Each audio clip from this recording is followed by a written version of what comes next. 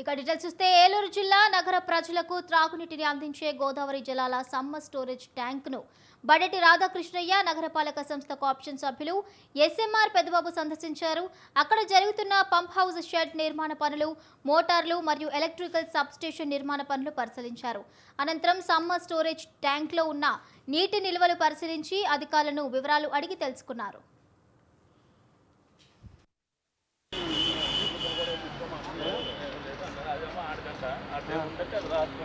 అమ్మాయి డ్రైన్ కే పెట్టిందండి కొన్ని పెట్టి వెళ్తుందా మన మోటార్ బాబు గారు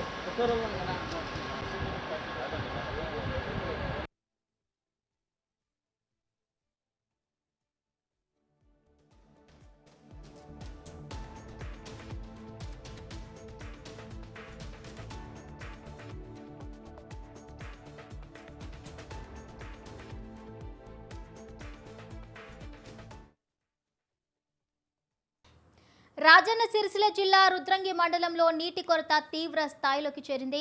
దీంతో ఎండిన పంట పొలాలను రుద్రంగి మండల బీఆర్ఎస్ పార్టీ నాయకులు పరిశీలించారు. 2 ఎకరాల వరి పంట నీరు లేక ఎండిపోయిందని రైతు మాల్యాల లింగయ్య తెలిపారు.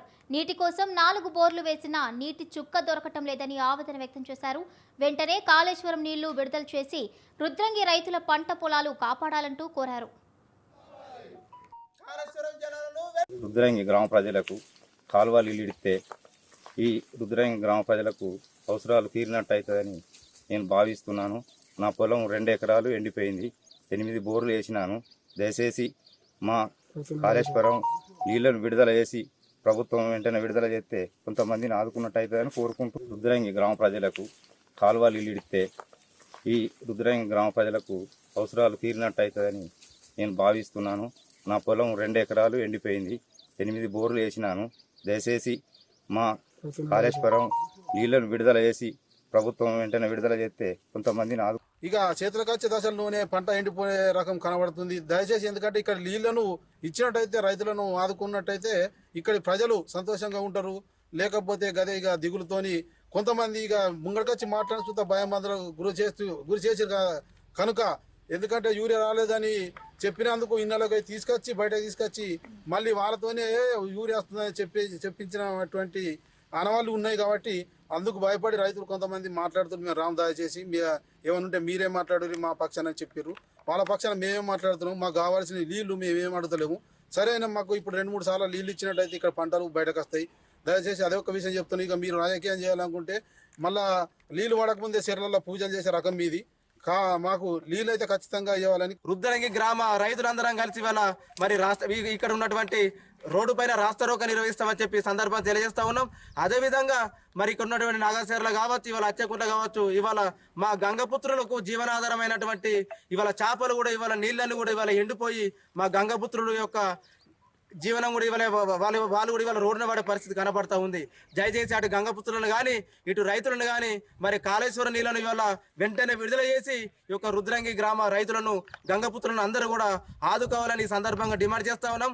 ఖచ్చితంగా ఈ యొక్క వారం లోపు కనుక మీరు కనుక నీళ్ళను కనుక విడుదల చేయకపోతే ఖచ్చితంగా గ్రామ రైతులందరం కలిసి గ్రామ ప్రజలందరం కలిసి ఈ యొక్క రహదారిని దిగ్బంధిస్తామని చెప్పి ఖమ్మం సత్తుపల్లిలో అక్రమంగా రవాణా అవుతున్న రేషన్ బియ్యాన్ని పోలీసులు పట్టుకున్నారు. ఖమ్మం జిల్లా తిరుమలాయపాలెం నుండి పెనుబల్లి మండలం లంకాసాగర్లోని రైస్ మిల్లుకు ఈ రేషన్ బియ్యం సరఫరా అవుతున్నట్లుగా తెలుస్తుంది. పక్కా సమాచారం అందుకున్న పోలీసులు జరిపిన దాడుల్లో 260 క్వింటాల పీడీఎస్ రేషన్ బియ్యంతో నిండిన లారీని స్వాధీనం చేసుకుని సీజ్ చేశారు.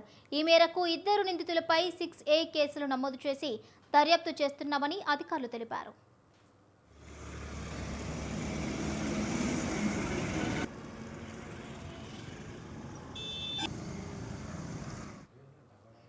గోదాముల్లో రేషన్ బియ్యం అక్రమ నిల్వలు ఉన్నాయని తెలిసినా విజిలెన్స్ అధికారులు చోద్యం చూస్తున్నారనే విమర్శలు వెల్లువెత్తుతున్నాయి.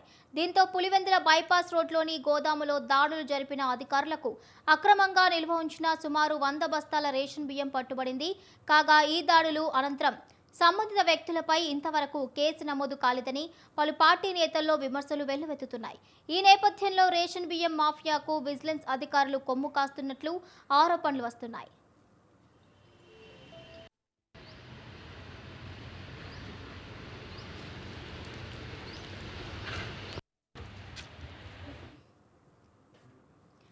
రాజన్న సిరిసిల్ల జిల్లాలో విద్యుత్ కార్మికుల ఆందోళన తీవ్ర రూపం దాల్చింది. తమ న్యాయమైన డిమాండ్లను వెంటనే పరిష్కరించాలని డిమాండ్ చేస్తూ విద్యుత్ సిబ్బంది 72 గంటల విధుల బహిష్కరణకు పిలుపునిచ్చారు. ఎలక్ట్రిసిటీ ఎంప్లాయీస్ యూనియన్ సిఐటియు ఆధ్వర్యంలో సిరిసిల్లలోని సెస్ కార్యాలయం ఆవరణలో కార్మికులు నిరసన కార్యక్రమాన్ని చేపట్టారు. ప్రభుత్వం తమ సమస్యలపై స్పందించడం లేదని ఆవేదన వ్యక్తం చేశారు. తమ డిమాండ్లు వెంటనే పరిష్కరించకపోతే 72 గంటల పాటు విధులను బహిష్కరిస్తామని కార్మికులు హెచ్చరించారు. కార్మికులు 72 గంటల విధుల బహిష్కరణ ప్రోగ్రాం చేస్తూ ఉన్నాం. ఎందుకు అంటే ఈ సెస్ పరిధిలో ఒక 10 డిమాండ్లతోని కార్మిక వర్గం ఈ ప్రోగ్రాం చేయబోతుంది. ఎందుకు అంటే చాలాసార్లు మేము ఎండీ గారికి, అదేవిధంగా చైర్మన్ గారికి, అదేవిధంగా సెక్రటరేట్లో కమిషనర్ గారికి, అదేవిధంగా మంత్రి ఆఫీస్లో కూడా రిప్రజెంటేషన్ చేయడం జరిగింది. దాంతోపాటుగా కలెక్టర్ కూడా రిప్రజెంటేషన్ చేసాం. కలెక్టర్తో పాటు దేశవ్యాప్త సమ్మెలో కోనరావుపేట మండల హెడ్ క్వార్టర్లో కూడా ఒక్కరోజు నిరసన కార్యక్రమం తెలియజేసాం. దాంతోపాటుగా సెస్ ఆఫీస్ నుంచి కూడా దఫాలుగా ప్రోగ్రాములు ఏది నల్లబేట నిరసన కావచ్చు, ఇక్కడ నిరసన కార్యక్రమం కావచ్చు. ఈరోజు సిరిసిల్ల జిల్లా సెస్లో 72 గంటల విధులు బహిష్కరణ జరుగుతూ ఉంది. కార్మికులందరూ ఇక్కడ ఈ టెంట్లోనే ఉన్నారు. ప్రధానంగా ఇక్కడ ఉన్నటువంటి కార్మికులకి ప్రమోషన్స్ ఇవ్వాలి. ఆ ప్రమోషన్స్ ఇవ్వకుండా యాజమాన్యం మొండి వైఖరిగా ఉంది. 2025 సెప్టెంబర్లో ఇంక్రిమెంట్ ఇవ్వాలి, అది ఆపేసింది. గతంలో ఇస్తున్నటువంటి FTA ఫిక్స్డ్ ట్రావెలింగ్ అలవెన్స్ అది కూడా గత 10 నెలల నుంచి ఆపేసింది. ఈ పక్కన ఉన్న 2 మహిళలు, ఇంకో మహిళ రాలేదు, అనారోగ్యంతో ఇంట్లో ఉంది. వీళ్ళ భర్తలో ఇక్కడ ఉన్నటువంటి సిరిసిల్ల జిల్లాలో ఉన్నటువంటి వినియోగదారులకు సేవలు చేసే సందర్భంలో విధి నిర్వహణలో చనిపోయారు. వీళ్ళకి కేవలం 10,000, 11,000 మాత్రమే జీతం ఇస్తూ ఉన్నారు. వీళ్ళని పర్మనెంట్ చేయమని చెప్పేసి అడుగుతూ ఉన్నాం. అసలు పట్టించుకునే పరిస్థితి లేదు. కార్మికులు ఒక పక్కన చచ్చిపోతూ ఉన్నారు, కాలిపోతూ ఉన్నారు, కాళ్ళు చేతులు ఇరుగుతూ ఉన్నాయి. వీళ్ళకి రావాల్సినటువంటి బెనిఫిట్స్ అన్నీ ఆపేశారు. ఆశ్చర్యం ఏంటంటే ఇక్కడ ఉన్నటువంటి స్టాఫ్కి మాత్రం ఇంక్రిమెంట్లు అన్నీ ఇచ్చారు, ప్రమోషన్స్ ఇచ్చారు. ఫీల్డ్లో ప్రజలకు 27 లక్షల మంది వినియోగదారులకు సేవలు చేస్తున్నటువంటి ఈ అసిస్టెంట్ హెల్పర్స్కి మాత్రం ప్రమోషన్స్ ఎవరు, ఇంక్రిమెంట్ ఎవరు? గుంటూరు ప్రజలు అధికారం ఇచ్చింది అసెంబ్లీలో మాట్లాడడానికి కానీ కుర్చీలో కూర్చుని మాట్లాడడానికి కాదు అని మాజీ మహిళా కమిషన్ చైర్పర్సన్ వాసిరెడ్డి పద్మ మండిపడ్డారు. ప్రభుత్వ హయాంలో ఆర్థిక విధ్వంసంకి సంబంధించి కాగ్ చెప్పిన విషయాలను ఎందుకు ప్రశ్నించడం లేదని ఆమె నిలదీశారు. రాష్ట్రానికి అప్పు పుట్టకూడదని కేంద్రం లేఖలు రాయడంపై జగన్మోహన్ రెడ్డి కంకణం కట్టుకున్నారని విమర్శించారు. కనీసం సమాధానం కూడా చెప్పకుండా జగన్మోహన్ రెడ్డి గారు దాటేశారు. 100 కోట్ల రూపాయలు ఖర్చు పెట్టి ప్రతిరోజు అసెంబ్లీ సమావేశాలని 16 రోజుల పాటు నిర్వహిస్తే ఒకరోజు కూడా ఆయనతో పాటు ఆయన ఎమ్మెల్యేలు కూడా అసెంబ్లీకి రాకుండా, రాష్ట్ర ప్రజల సమస్యల మీద మాట్లాడకుండా తీరుబడిగా 20 రోజుల తర్వాత విలేకరుల సమావేశం అంటూ పెట్టి ఆయన మాట్లాడినటువంటి మాటలు అసందర్భం, అసత్యాలు. అసందర్భంగా ఈ రోజున ఆయన మాట్లాడినటువంటి తీరు చాలా ఆశ్చర్యం కలిగించింది. ఒకటి, ఆయన ఆర్థిక విధ్వంసం గురించి ఏదో మాట్లాడారు. అప్పులు చేస్తున్నారు రాష్ట్ర ప్రభుత్వం అనేటటువంటి దీంతో మాట్లాడుతూ కాగ్ రిపోర్టుని కోట్ చేశారు. అయ్యో జగన్మోహన్ రెడ్డి గారు, కాగ్ రిపోర్టుని మీరు కోట్ చేయాలి అనుకుంటే గతంలో మీ హయాంలో కాగ్ రిపోర్ట్ ఏం చెప్పింది అనేటటువంటిది కోట్ చేసి ఉంటే బాగుండేది కదా. కాగ్ రిపోర్ట్ మా ప్రభుత్వానికి చాలా కితాబ్ ఇచ్చింది అని మీరు ఏదైనా చూపించదలుచుకుంటే ఆ స్లైడ్ ఎందుకు వేయలేకపోయారు? కాగ్ రిపోర్ట్ ని ఆధారం చేసుకుని మాట్లాడాలి అని అంటే మన ప్రభుత్వానికి కాగ్ రిపోర్ట్ ఏమన్నా కితాబులు ఇచ్చి ఉంటే అది రిఫర్ చేయాలి.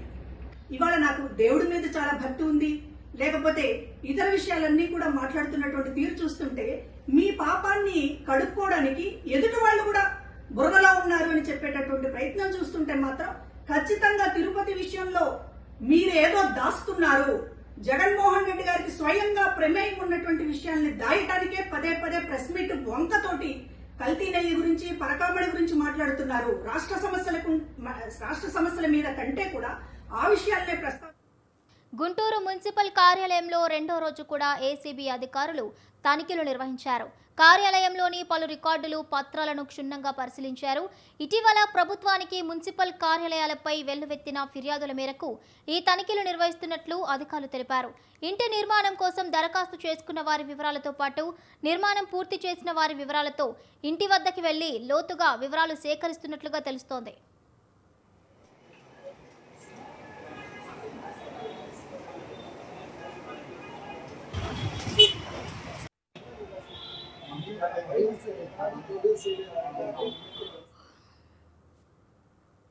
కరీంనగర్ జిల్లా తహసీల్దార్ కార్యాలయం ఎదుట యువకుల నిరాహార దీక్ష చేపట్టారు. గ్రామంలో దేవుని పేరిట వదిలిన 6 ఆవులు గత 20 రోజులుగా కనిపించడం లేదని వారు ఆవేదన వ్యక్తం చేశారు. దీనిపై గ్రామ పెద్దలతో కలిసి పోలీసులకు ఫిర్యాదు చేసినా ఇప్పటి వరకు ఎలాంటి పురోగతి లేదని ఆరోపించారు. నిందితులను వెంటనే పట్టుకోవాలని డిమాండ్ చేశారు. సర్పంచ్తోని కానీ గ్రామ పెద్దలతోని కానీ మార్కెట్లో కొందరు గ్రామ పెద్ద సేట్లు కూడా ఉన్నారు, వాళ్ళ తరఫున కానీ మళ్ళీ మేము హిందూ సంఘాల ఆధ్వర్యంలో అందరు కలిసి కూడా 3 సార్లు పిటిషన్ ఇవ్వడం జరిగింది. అయినప్పటికీ దాని మీద ఎలాంటి చర్యలు కానప్పటికీ మర్ర 4th టైం ఎప్పుడైతే వెళ్ళినామో అప్పుడు ఏదో ఎఫ్ఐఆర్ చేయడం జరిగింది. ఆ ఎఫ్ఐఆర్ అయి కూడా దాదాపు ఇప్పుడు 15 నుంచి 20 రోజులు అవుతుంది ఎఫ్ఐఆర్ అయి కూడా. బట్ ఇప్పటికీ ఈ ప్రధాన ఇంత పెద్ద ఘటనకు కారణం ఎవడో, దొంగ ఎవరో, దొంగతనమే లేకుంటే ఈ మా ఒక హిందూ సంస్కృతికి ఏదైతే గోమాత ఉన్నదో దానికి మా ధర్మంకు అవమానం చేయడానికి ఏదైనా కుట్ర జరుగుతుందా? ఈ జుక్కలు ఒకటే కాకుండా జుక్కల్ పరిసర ప్రాంతంలో కూడా కేమరాజ్ కల్లాలి కానీ కండెబల్లూరు కానీ ఇలాంటి చాలా మా ఒక హిందూ సంస్కృతికి చేయడానికి కుట్ర కూడా అనుకుంటున్నా. ఇదే అని కాకుండా ఇంతకుముందు శివాజీ విగ్రహం కూడా ఏదైతే డోన్గావ్ చౌరస్తా దగ్గర శివాజీ విగ్రహం ఇష్యూ ఉండేనో అప్పుడు కూడా మేము అక్కడ పోయి అడగడం జరిగింది. ఎస్ఐ సార్ కూడా అడగడం జరిగింది. మాకు తెలియకుండా ఎవరో అన్నోన్ పర్సన్తో ఇక్కడ దొంగతనం పిటిషన్ వేయడం జరిగింది. దొంగతనం పిటిషన్ కాదు, అది చాలా పెద్ద అవమానం జరిగింది. మేము ఈరోజు ఈ దేశంలో బతుకుతున్నామంటే ఆ ఛత్రపతి శివాజీ మహారాజ్ వల్లనే ఈరోజు బొట్టు పెట్టుకొని మేము ఈ దేశంలో గర్వంగా బతుకుతున్నాం. అటువంటి ఛత్రపతి శివాజీ మహారాజ్కు అవమానం జరిగితే ఏదో ఇనుమునో రాయినో ఏదో ఒక వస్తువుకు దొంగతనం చేసిండు అన్నట్టు ఇటువంటి పిటిషన్ ఎవరు ఎంత డబ్బులు తిన్నది మాకు తెలియదు. ఇప్పటికీ ఈ విషయం ప్రతిసారి అడిగినా గతంలో కూడా. ఇచ్చాపురం నుండి విజయవాడ వరకు పోలియో నిర్మూలనపై అవగాహన కల్పిస్తూ చేపట్టిన సైకిల్ యాత్ర బుధవారం కొయ్యలగూడెం చేరుకుంది. ఈ సందర్భంగా స్థానిక రోటరీ క్లబ్ సభ్యులు సైకిల్ యాత్రకు ఘన స్వాగతం పలికారు. ప్రతి ఒక్కరూ పూర్తిగా పోలియో రహిత భారతదేశంగా తీర్చిదిద్దే విధంగా సహకరించాలని సూచించారు. అప్పుడే పుట్టిన పిల్లలకు పోలియో టీకాలు వేయించాలని సూచించారు. నిర్మూలన కోసం రోటరీ ఇంటర్నేషనల్తో పాటు bill gates foundation, WHO, centre for disease control, UNICEF, అలాగే వ్యాక్సిన్ హౌస్ అందరూ కలిసి పనిచేస్తేనే 99.9% వరకు పోలియో నిర్మూలన సాధ్యమైంది. ఆఖరి మైలురాయిలో ఉన్నటువంటి మనం ఏమాత్రం సడలింపు చూపించినా మళ్ళీ పోలియో తిరిగి వస్తుంది. మళ్ళీ సంవత్సరానికి 1-2 లక్షల కేసులు మనం చూసే అవకాశం ఉంది. అందుకే ఆఖరి మైలురాయిలో ఉన్నటువంటి మనము ఇంకా మరింత కృషి చేసి పోలియో నిర్మూలనను సాధించాలి. సో ఈ పోలియో నిర్మూలన సాధించడం కోసం ఈ సంవత్సరం నేను డిస్ట్రిక్ట్ గవర్నర్గా పోలియో ఫండ్స్ రేస్ చేయాలన్న ఉద్దేశంతో ఇచ్చాపురం నుంచి విజయవాడ వరకు ఉన్నటువంటి డిస్ట్రిక్ట్లో సైకిల్ ర్యాలీ నిర్వహించాలని, సైకిల్ ర్యాలీ నిర్వహిస్తూ పోలియో మీద అవగాహన కల్పిస్తూ పోలియో కోసం ఫండ్స్ నిధులు సేకరించాలని వ్యూహంతో ఫిబ్రవరి 18ని ఇచ్చాపురంలో బయలుదేరి ఈరోజు 900 కిలోమీటర్లు ఈరోజు వరకు తొక్కుంటూ ఈరోజు కొయ్యలగూడెం రావడం జరిగింది. కొయ్యలగూడెంలో సభ్యులందరూ కలిపి సుమారు 60,000 రూపాయలు చెక్ రూపంలో ఇచ్చారు. సో ఇలాగా రొటేరియన్స్, నాన్ రొటేరియన్స్ ప్రతి క్లబ్లోని కూడా వారికి తోచినంత వరకు. కరీంనగర్ నగరంలోని బైపాస్ రోడ్లో ఉన్న మున్సిపల్ డంప్ యార్డును మంత్రి పొన్నం ప్రభాకర్, ఎమ్మెల్యే మేడిపల్లి సత్యంతో కలిసి పరిశీలించారు. యార్డు నిర్వహణ తీరును అడిగి తెలుసుకున్నారు. కేంద్ర రాష్ట్ర ప్రభుత్వాల సహకారంతో డంప్ యార్డులోని చెత్తను తరలించేందుకు ఏర్పాట్లు ప్రారంభించినట్లుగా తెలిపారు. పెద్ద నగరాల్లో చెత్త మేనేజ్మెంట్ అనేటువంటిది ఒక పెద్ద సమస్య అయిపోయింది. దాదాపు 20-30 సంవత్సరాల నుంచి జమ అయినటువంటి ఈ కరీంనగర్ డంప్ యార్డుకు సంబంధించి గతంలో కేంద్ర మంత్రి కట్టర్ గారు హౌసింగ్ బోర్డు కాలనీకి ప్రోగ్రాంకి వచ్చినప్పుడు కూడా ఈ యొక్క డంప్ యార్డు మీద కేంద్ర ప్రభుత్వం తరఫున ఒక ప్రత్యేక శ్రద్ధ తీసుకొని ఈ సమస్య పరిష్కారం చేయాలి, పట్టణానికి ఇది ఒక పెద్ద అనారోగ్య కారణమైనటువంటి సమస్యగా మారిందని విజ్ఞప్తి చేసినాం. ఈరోజు ప్రత్యేకమైనటువంటి శ్రద్ధతోటి వేస్ట్ మేనేజ్మెంటు, దానికి సంబంధించినటువంటి మొత్తం పాత కొత్తల తొలగింపు ప్రక్రియ, దానికి సంబంధించిన ప్రాసెసింగ్ ప్రక్రియను వేగవంతం చేయడానికి రాష్ట్ర ప్రభుత్వం ముఖ్యమంత్రి గారి ఆదేశం మేరకు ఇక్కడికి వచ్చి ఏలూరు జిల్లా పోలవరం నియోజకవర్గం జీలుగుమిల్లిలో హెచ్పివి వ్యాక్సినేషన్ కార్యక్రమాన్ని ఎమ్మెల్యే చిర్రి బాలరాజు ప్రారంభించారు. మహిళల ఆరోగ్యం, సంక్షేమం కూటమి ప్రభుత్వానికి అత్యంత ప్రాధాన్యమని ఈ సందర్భంగా ఆయన తెలిపారు. మహిళల్లో పెరుగుతున్న గర్భాశయ క్యాన్సర్ను నివారించడానికి రాష్ట్ర ప్రభుత్వం ప్రత్యేక చర్యలు చేపడుతుందన్నారు. ఏం భయం లేదు, అన్ని ప్రభుత్వం, కేంద్ర ప్రభుత్వం దీన్నంతా కూడా నిర్ధారించి టెస్టులు చేసి రిలీజ్ చేసింది. ఎవరు భయపడే అవసరం లేదు. చేశారమ్మా, ఈవెన్ క్యాన్సర్ లాంటిది, దీనికి సంబంధించి వ్యాక్సిన్ని ప్రతి ఒక్కరు కూడా వినియోగించుకోవాలి. సాక్షాత్తు కేంద్ర ప్రభుత్వం అన్ని టెస్టులు చేసి సుమారు 50 కోట్ల మందికి ఈ వ్యాక్సిన్ని సరఫరా చేయడం జరుగుతుంది. అన్ని టెస్టులు చేసి ఎవరికి కూడా ఎలాంటి సైడ్ ఎఫెక్ట్ లేకోకుండా ఈ మెడిసిన్స్ని సేఫ్గా అందరూ కూడా పెట్టడం జరుగుతుంది. కనుక మీ అందరూ కూడా, ముఖ్యంగా తల్లిదండ్రులు మీ పిల్లలకి, ఆడపిల్లలకి ఇలాంటి వ్యాక్సిన్ వేయించడం వల్ల ఆ క్యాన్సర్ నుంచి బయటపడేటువంటి పరిస్థితి ఉంది. ఈరోజు రాష్ట్ర ప్రభుత్వం ఎంతో ప్రతిష్టాత్మకంగా దీన్ని రిలీజ్ చేయడం జరుగుతుంది. ఇది మార్కెట్లో చూసుకున్నట్లయితే ఈ వ్యాక్సిన్ ఖరీదు 6,000 నుంచి 10,000 రూపాయల వరకు ఈ వ్యాక్సిన్ ఖరీదు ఉంటుంది. కానీ మన రాష్ట్ర ప్రభుత్వం, ఎన్డీఏ కూటమి ప్రభుత్వం ప్రతి నిరుపేదలకి ఈ వ్యాక్సిన్ ఇవ్వాలి. అనేక వేల మంది దీని ద్వారాగా చనిపోయే పరిస్థితి ఏర్పడుతుంది. కానీ అలాంటి పరిస్థితి విద్యార్థినుల ఆరోగ్య సంరక్షణే ధ్యేయంగా ప్రతిమా ఫౌండేషన్ కీలక ముందడుగు వేసింది. కరీంనగర్ నగరంలోని కుమ్మరివాడి, కోతిరాంపూర్ ప్రభుత్వ ఉన్నత పాఠశాలలో ఏర్పాటు చేసిన కార్యక్రమంలో ఫౌండేషన్ వ్యవస్థాపకురాలు డాక్టర్ బోయినపల్లి హరిణి పాల్గొని శానిటరీ ప్యాడ్స్, డిస్పోజల్ యంత్రాలను విరాళంగా అందజేశారు. పాఠశాలలో పరిశుభ్రమైన వాతావరణం కల్పించేందుకు ఈ యంత్రాలు దోహదపడతాయని తెలిపారు. టోటల్గా 311 మంది పిల్లలు ఉన్నారు. సో 185 మంది ఆడపిల్లల్లో ఎవరో ఒక అంటే వాళ్ళకు ఫస్ట్ ప్యాడ్స్ అన్ని పడేసేది. కానీ ఇప్పుడు మీరు సహకారం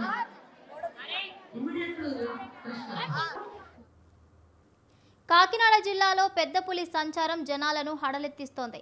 గత 10 రోజులుగా పోలవరం, కాకినాడ జిల్లాల్లో పెద్ద పులి సంచరిస్తున్న సమాచారాన్ని తెలుసుకున్న స్థానికులు భయం గుప్పెట్లో వణికిపోతున్నారు. ఏలేరు నది పరివాహక ప్రాంతం, అటవీ ప్రాంతాల్లో పెద్ద పులిని గుర్తించినట్లుగా స్థానిక రైతులు తెలిపారు. ఏలేరు నది పరివాహక ప్రాంతం, ఏలేరు వెనుక జలాలు మరియు అటవీ ప్రాంతాలు తిరుగుతున్న పెద్ద పులి ప్రత్తిపాడు మండలం ధారపల్లి వద్ద వాటర్ ఫాల్స్ సమీపంలో సంచరిస్తున్నట్లుగా అధికారులు ధృవీకరించారు. దీంతో పెద్ద పులి కోసం అటవీ అధికారులు గాలింపు చర్యలు చేపట్టారు.